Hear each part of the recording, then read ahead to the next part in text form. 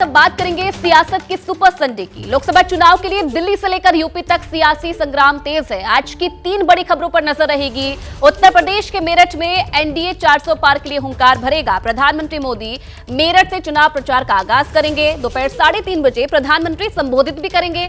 तो वहीं दिल्ली में आज इंडिया गठबंधन के नेता एकजुट होंगे। दिल्ली के रामलीला मैदान से इंडिया गठबंधन बीजेपी के खिलाफ एकजुट हो रहा है। और तीसरी बड़ी खबर है, उत्तर प्रदेश में तीसरे मोर्चे की तैयारी है।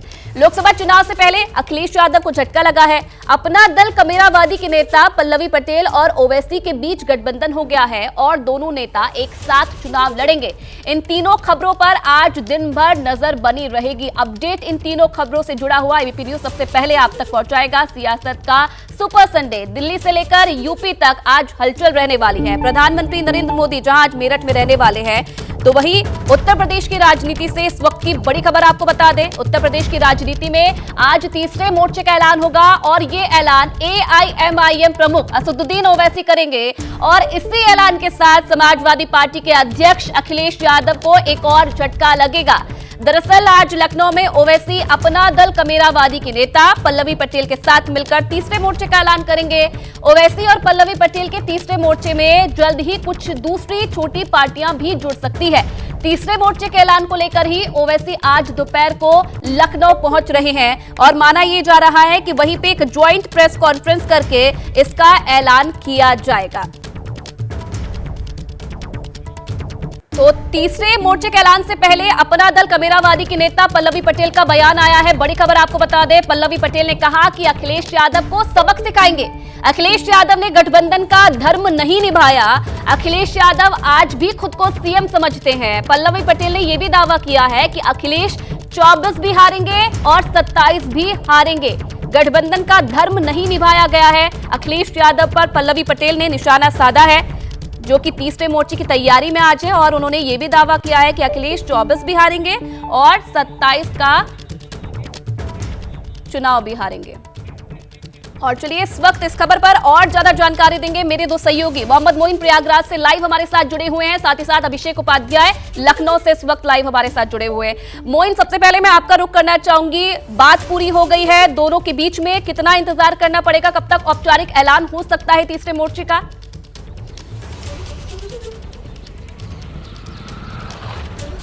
देखिए, सब कुछ तैयार हो चुका है, सिर्फ औपचारिक ऐलान बाकी है और औपचारिक ऐलान आज दोपहर 2:30 बजे हो जाएगा। लखनऊ में एक प्रेस कॉन्फ्रेंस की जाएगी।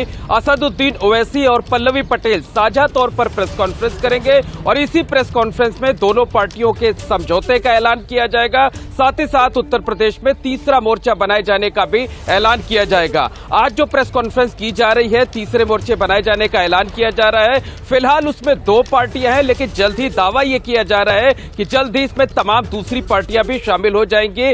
आजाद समाज पार्टी के चंद्रशेखर रावण से बात की गई है, स्वामी प्रसाद मौर्य से बात की गई है, बाबू सिंह कुशवाहा से बात की गई है और पीस पार्टी के डॉक्टर अयूब से बातचीत की गई है। और जो दोनों नेता हैं, चाहे वो ओवैसी हो चाहे पल्लवी पटेल है, उनका दावा है कि जल्द ही ये सारे नेता भी उनके तीसरे मोर्चे का हिस्सा बनेंगे। और बड़ी बात आपको बता दें कि चाहे असदुद्दीन ओवैसी हो चाहे पल्लवी पटेल हो, दोनों की पार्टियां अखिलेश यादव से समझौता करना चाह रही थी। असदुद्दीन ओवैसी की पार्टी ने अखिलेश यादव से 5 सीट मांगी थी, जबकि पल्लवी पटेल ने 3 सीटें मांगी थी। अखिलेश यादव ने दोनों की बातें नहीं मानी। ऐसे में तीसरा मोर्चा क्या कुछ करेगा, इसका फैसला तो वक्त करेगा, लेकिन यह जरूर कहा जा सकता है कि असदुद्दीन ओवैसी और पल्लवी पटेल दोनों के निशाने पर अखिलेश यादव हैं। और साफ तौर पर यह कहा जा सकता है कि इस तीसरे मोर्चे से सबसे ज्यादा नुकसान अखिलेश यादव को होगा, क्योंकि असदुद्दीन ओवैसी की यूपी में एंट्री से मुस्लिम वोटों का बंटवारा होगा और मुस्लिम वोटों का अगर बंटवारा होता है तो उसका सबसे ज्यादा खामियाजा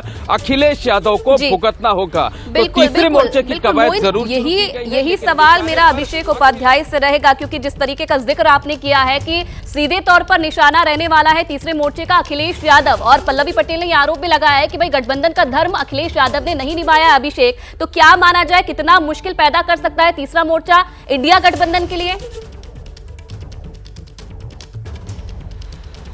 बिल्कुल, देखिए मोइन जी की इस बात में दम है कि ये इससे बिखराव होगा, मुस्लिम वोटों का बिखराव होगा। लेकिन मैं दो चीजें ऐड करना आपको और चाहूंगा कि अखिलेश यादव के लिए तो चुनौती होगी, लेकिन अपना दल के लिए भी चुनौती होगी। खासतौर पे अनुप्रिया पटेल के लिए दिक्कतें बढ़ेंगी। मिर्जापुर, सोनभद्र जहां वो लड़ रही हैं, अगर वहां उम्मीदवार उतार देता है ये गठबंधन, तो समस्या अनुप्रिया पटेल को भी आएगी।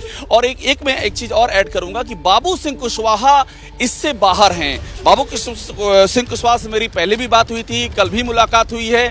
उनकी अखिलेश यादव से बात चल रही है और वो बातचीत काफी, आप जिसे कह सकते हैं, काफी फाइनल स्टेज की ओर बढ़ रही है और हो सकता है जल्दी उसका ऐलान भी हो जाए।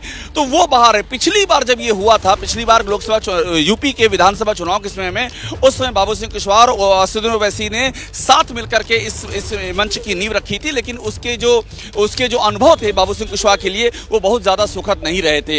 एक बात मैं और इसमें ऐड करूंगा कि आज 2:30 बजे जब ऐलान होगा तो पहला चरण का नॉमिनेशन देखिए खत्म हो चुका है। इसके बाद के जो चरण बाकी है उसमें मैक्सिमम जगहों पर उतारने की योजना है। और खासतौर पर जो अभी मोइन जी जो बात कह रहे थे, जहां पर अल्पसंख्यक अकलितों के वोट हैं और अपना दल अनुप्रिया पटेल का जहां वोट बैंक है, वहां भी सेंधमारी हो सकती है। बिल्कुल अभिषेक, इंतजार है औपचारिक ऐलान का, उसके बाद देखने वाली बात है कि आने वाले समय में कितनी मुश्किल ये पैदा करता है। बहुत धन्यवाद मोइन आपका भी, अभिषेक आपका भी, तमाम जानकारी देने के लिए।